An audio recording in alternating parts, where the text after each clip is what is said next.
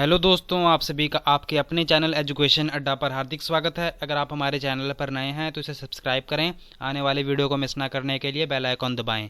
उम्मीद है आप सब अच्छे होंगे। आज हम करने वाले हैं लेसन नंबर 7, जो कि है हमारी क्लास 7th की एनसीईआरटी से, जो कि ज्योग्राफी का लेसन है। तो देखते हैं, human environment, settlement, transport and communication, मानवीय पर्यावरण, उनकी बस्तियाँ, परिवहन और संचार, इनके बारे में हम पढ़ने की कोशिश करेंगे। हमने वैसे एनवायरनमेंट के बारे में तो हमने पढ़ लिया था, अब हम इनके बारे में कुछ इनकी बस्तियों के बारे में, परिवहन और संचार के बारे में पढ़ने की कोशिश करेंगे। तो चलिए देखते हैं कि सबसे पहले जो वर्ड आता है सेटलमेंट्स, ये हमने लेसन में भी पढ़ा। सेटलमेंट्स क्या होता है? बस्तियाँ। बस्तियाँ जहाँ पर लोग रह रहे हैं, जहाँ पर वो घर बना रहे हैं और वहाँ पर रह रहे हैं, वो क्या है? वह सभी बस्तियाँ हैं, ठीक है। और वो बस्तियाँ बनाते कहाँ पर हैं? जहाँ पर उनको सभी चीज़ की फैसिलिटीज़ मिलती हैं। जैसे कि अब गांवों के लोग हैं, वो शहरों की तरफ क्या कर रहे हैं? माइग्रेट कर रहे हैं। उनको ज़्यादा सुविधाएं चाहिए, जैसे कि उनको शिक्षा अच्छी चाहिए, हेल्थ फैसिलिटीज़ अच्छी चाहिए, और जितने भी जो डीसी दफ्तर हैं या फिर और भी जितने भी सरकारी काम हैं, वो मेनली कहाँ पर होते हैं? वो शहरों में होते हैं। तो इससे क्या हो रहा है कि जो शहरों की आबादी है वो बढ़ती जा रही है। पहले के ज़माने में क्या होता था कि जो पहले लोग थे वो नेचर में ही रहते थे, जंगलों में रहते थे। फिर धीरे धीरे उन्होंने क्या किया, वो पहले शुरू शुरू में तो सभी गांव में ही रहा करते थे। अब धीरे धीरे विकास हुआ, तो शहरों का विकास हुआ और वहाँ पर सुविधाएं बढ़ने लगी, और धीरे धीरे व्यापार हुआ। इसी तरह मैन्युफैक्चरिंग सेक्टर बढ़ा, ह्यूमन सेटलमेंट्स भी बढ़ी। जैसे जैसे जनसंख्या बढ़ती जा रही है और ये ह्यूमन सेटलमेंट्स हैं वो भी बढ़ती जा रही हैं। फिर उसके आधार से जो सेटलमेंट्स थी वो दो प्रकार की हो गई। एक तो होगी परमानेंट और टेम्पररी, ठीक है। एक तो होगी सेटलमेंट कौन कौन सी होगी? एक तो होगी परमानेंट, जिसे स्थायी बस्तियां कहते हैं। एक होती है टेम्पररी, जो कि कुछ समय के लिए होती हैं। जैसे कि जो लोग होते हैं, शहरों में लोग होते हैं, या फिर कहीं पे भी जो गांवों के लोग होते हैं, वो जहाँ पर अगर वो परमानेंट वहाँ पर रह रहे हैं, ठीक है, वो तो है परमानेंट बस्तियाँ। जैसे कि कुछ लोग होते हैं कि मौसम के बदलने के साथ वो थोड़ी थोड़ी अपनी क्या करते हैं, वो माइग्रेशन करते रहते हैं एक जगह से दूसरी जगह, या फिर उन्होंने जानवर पाल रखे होते हैं, वहाँ पर घास खत्म हो जाती है तो वो दूसरी जगह चले जाते हैं। तो इस तरह क्या करते हैं, वो हंटिंग, गैदरिंग, शिफ्टिंग, कल्टीवेशन के लिए वो क्या करते हैं, एक जगह से दूसरी जगह चले जाते हैं। और जो सेटलमेंट्स होती हैं आज की है, वो लगभग उन्हें हम परमानेंट सेटलमेंट्स ही कहते हैं। अभी हम देखेंगे जहां पर वो लोग घर बनाकर रहते हैं। अब हम इस चैप्टर में देखेंगे कम्पैक्ट सेटलमेंट्स और स्कैटर्ड सेटलमेंट कौन सी होती हैं। कम्पैक्ट सेटलमेंट्स वो बस्तियां होती हैं जहां पर लोग बहुत ही कम दूरी पर रह रहे होते हैं। वहाँ पर जो उनकी घनता होती है, डेंसिटी होती है घरों की, वो बहुत ही ज़्यादा होती है। कैसे? जैसे कि अगर आप किसी भी मैदानी इलाके में चले जाएं, शहरों में चले जाएं, तो वहाँ की जो डेंसिटी होगी लोगों की, घर कितने पास पास बने होते हैं, ठीक है, उनके घर भी बहुत छोटे होते हैं। और वही अगर आप गाँवों में चले जाएँ तो उनके घर भी खुले होते हैं, और बने कैसे होते हैं, वो थोड़े से कच्चे बने होते हैं। जैसे कि वहाँ पर ठंड से बचने के लिए उनकी जो दीवारें होती हैं कुछ अलग ढंग से बनाई होती हैं। और शहरों में कंक्रीट यूज़ किया होता है, इसलिए जो शहरों के जो घर हैं वो जल्दी से गर्मियों में जल्दी गर्म हो जाते हैं, और वो गांवों में नहीं होते। जितनी भी प्राइमरी एक्टिविटीज़ होती हैं, प्राथमिक एक्टिविटीज़ होती हैं, जो वो सभी काम कहाँ पर होते हैं? गाँवों में होते हैं। और शहरों में जो मैन्युफैक्चरिंग का काम हो गया, सेकेंडरी एक्टिविटीज़ जितनी होती हैं वो शहरों में होती हैं। अब हम ट्रांसपोर्ट के बारे में पढ़ेंगे। ट्रांसपोर्ट कि जो हमारा परिवहन है, अब जो है पहिए की खोज के साथ साथ बहुत ही ज़्यादा विकास हो गया है, इसलिए एक जगह से दूसरी जगह जाने में बहुत ही ज़्यादा समय नहीं लगता। पहले लोग क्या इस्तेमाल किया करते थे? डोंकी, म्यूल्स, ब्लॉक्स, कैमल्स, ये कॉमन हुआ करते थे। ये आज भी वैसे थोड़े बहुत इस्तेमाल तो किए जाते हैं। और जो एंडीज पर्वत हैं, वहाँ पर कुछ साउथ अमेरिका में इन द एंडीज माउंटेन, पहले के टाइम में क्या होता था कि अगर किसी को यहाँ पर आना है भारत में, या भारत से किसी और जगह जाना है, तो बहुत ही ज़्यादा समय लगा करता था। पहले क्या हुआ करता था कि पहले हम सी रूट से जाया करते थे, या फिर हम पैदल या फिर जानवरों का इस्तेमाल किया करते थे, तो हमें जो टाइम लगता था वो बहुत ज़्यादा लगा करता था। अगर हम आज की बात करें, वो 6 से 8 घंटे में हम भारत से यूरोप पहुंच जाते। तो ये हमारा टाइम भी बचाता है और हमारी एनर्जी भी बचाता है। और यहाँ पर जो हमारे भारत में वो 4 मेजर ट्रांसपोर्ट है, कौन कौन से हैं? एक तो हो गया रोडवेज, सड़क परिवहन, रेलवेज हो गया, वाटरवेज और एयरवेज, ठीक है। ये 4 परिवहन है मेन, जो कि भारत में पाए जाते हैं। ये हर जगह ही पाए जाते हैं। सबसे पहले हम बात करेंगे रोडवेज की। रोडवेज अगर हम थोड़ी सी दूरी अगर हमने पार करनी हो तो हम कौन सा इस्तेमाल करते हैं?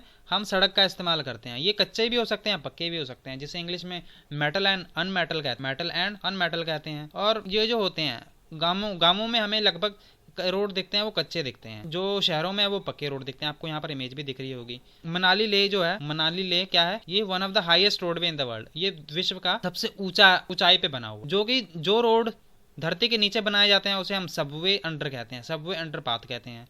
और जो फ्लाईओवर होते हैं वो ऊपर बनते हैं, ठीक है, belt over the ridge structure, ऊपर उठी हुई जगहों पे बनते हैं। जो गोल्डन क्वाड्रिलेटरल है वो कौन कौन से बनाते हैं, दिल्ली, मुंबई, चेन्नई और कोलकाता, ये चारों गोल्डन क्वाड्रिलेटरल बनाते हैं। रेलवेज की बात करेंगे अब हम। रेलवेज है वो बहुत ही ज़्यादा सस्ता है। अगर हमने कोई बहुत ही ज़्यादा भारी सामान लेकर जाना है और ये बहुत ही कम समय में, तो रेलवे सबसे अच्छा साधन माना जाता है। जब स्टीम का इन्वेंशन हुआ, स्टीम इंजन का इन्वेंशन के साथ ही, इंडस्ट्रियल रेवोल्यूशन के साथ ही बहुत ही ज़्यादा डेवलपमेंट में बहुत ही ज़्यादा तेज़ी आई और ये सुपर फास्ट ट्रेन जो बनाई गई। रेलवेज बहुत ही ज़्यादा सस्ता है और इसको अगर हमने सामान गुड्स के लिए अगर हमने एक जगह से दूसरी जगह लेके जाना है तो ये बहुत ही सस्ता पड़ता है। वो धीरे धीरे विकास हुआ तो इनकी जो एफिशिएंसी थी वो भी बढ़नी शुरू हो गई। पर ये पर्वतों में अगर हम कंपैरिजन करें तो ये पर्वतों में है, ये बहुत ही कम पाए जाते हैं, क्योंकि वहाँ पर ये इनको जो इनका नेटवर्क बिछाना बहुत ही मुश्किल काम होता है। भारत का जो रेलवे है वो बहुत ही विश्व में सबसे बड़ा है और जो सबसे लंबी रेलवे लाइन है वो कहाँ पर है, सेंट पीटरबर्ग से लेकर वेस्टर्न रशिया तक, व्लादिवोस्तोक तक, ये रशिया में है, यहाँ से शुरू है व्लादिवोस्तोक से लेकर यहाँ पर सेंट पीटर्सबर्ग तक है। अब हम वाटरवेज की बात करेंगे। जो वाटरवेज हैं वो मेनली दो प्रकार के होते हैं, एक होते हैं इनलैंड, एक होते हैं सी रूट्स, ठीक है। इनलैंड भारत के अंदर ही होंगे या देश के अंदर ही होंगे। अब हम बात करेंगे जैसे कि गंगा ब्रह्मपुत्रा रिवर सिस्टम के अंदर क्या होंगे, इनलेज इनलैंड वाटर सिस्टम होंगे और वो ग्रेट लेक्स होंगी, great lakes in North America and river Nile in Africa, ये सारे क्या हैं, इनलैंड हैं। और जो हम सी रूट्स की बात करें जैसे कि Mumbai to Asia, New York, Los Angeles in North America, Rio de Janeiro South America, Durban, Cape Town in Africa, Sydney in Australia, ये सारे क्या हैं, London and Rotterdam in Europe, ये सभी क्या है, ये सब पोर्ट्स हैं, अंतर्राष्ट्रीय जल मार्ग हैं। अब हम बात करेंगे एयरवेज की। एयरवेज है वो विश्व में सबसे फास्टेस्ट है। एयरवे क्या है, air this is the fastest way of transport developed in the early 20th century. It is also the most expensive due to high cost of fuels. कि जो ये एयरवेज है वो बहुत ही ज़्यादा, एयरवेज क्या है, बहुत ही ज़्यादा फास्ट है और ये बहुत ही ज़्यादा महंगा पड़ता है। क्यों महंगा पड़ता है, क्योंकि इसका जो फ्यूल होता है वो बहुत ही ज़्यादा महंगा पड़ता है। और ये जब भी वेदर में प्रॉब्लम आती है, जब भी वो मौसम होता है, अगर मौसम में खराबी आए तो इसकी ट्रैवलिंग पे भी इफेक्ट पड़ता है।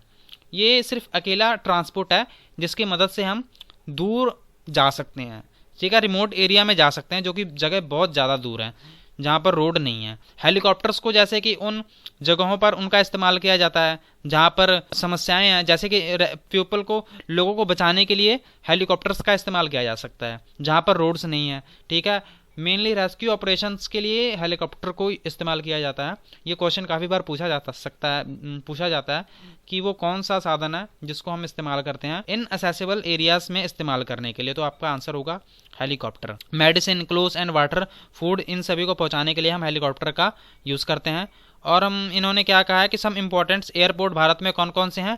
भारत का है दिल्ली, मुंबई और ये बाकी दूसरी कंट्रीज़ के हैं New York, London, Paris, Frankfurt and Cairo. अब कम्युनिकेशन की बात करते हैं। कम्युनिकेशन क्या है, जब भी हम एक मैसेज को दूसरी जगह पहुंचाते हैं तो इसे हम कम्युनिकेशन कहते हैं। ये कम्युनिकेशन ने बहुत ही ज़्यादा हेल्प की है, क्रांति ला दी है पूरे विश्व में। जैसे कि डिफरेंट टाइप्स ऑफ कम्युनिकेशन है, जैसे न्यूज़पेपर, रेडियो एंड टेलीविज़न, इन सभी से हम क्या करते हैं, कम्युनिकेट करते हैं। इसे हम मास मीडिया कहते हैं इन सभी। अभी हम देखेंगे। और ये जो सैटेलाइट्स है, सैटेलाइट्स ने भी बहुत बड़ी क्रांति लाई हुई है। सैटेलाइट्स की मदद से हम बहुत सारी चीज़ें को एक्सप्लोर कर सकते हैं, जैसे कि अगर हमने जंगलों की स्टडी करनी है, अंडरग्राउंड वाटर की स्टडी करनी है, मिनरल वेल्थ, या फिर वेदर फोरकास्टिंग के लिए कि यहाँ पर कौन सा मौसम कैसा होने वाला है, ये सभी हम किससे करते हैं, with the help of satellites. या फिर डिजास्टर, कोई भी प्राकृतिक आपदा आने वाली है तो हम इनका इस्तेमाल करते हैं, या फिर इलेक्ट्रॉनिक ईमेल्स का इस्तेमाल करते हैं। तो ये सभी ने क्या लाया है, ये इन सभी चीज़ों ने हमारे विश्व में क्रांति ला दी है। आपका ये सेशन देखने के लिए बहुत बहुत थैंक यू। आपको ये सेशन कैसा लगा आप हमें कमेंट करके जरूर बताएं। Thank you so much for watching.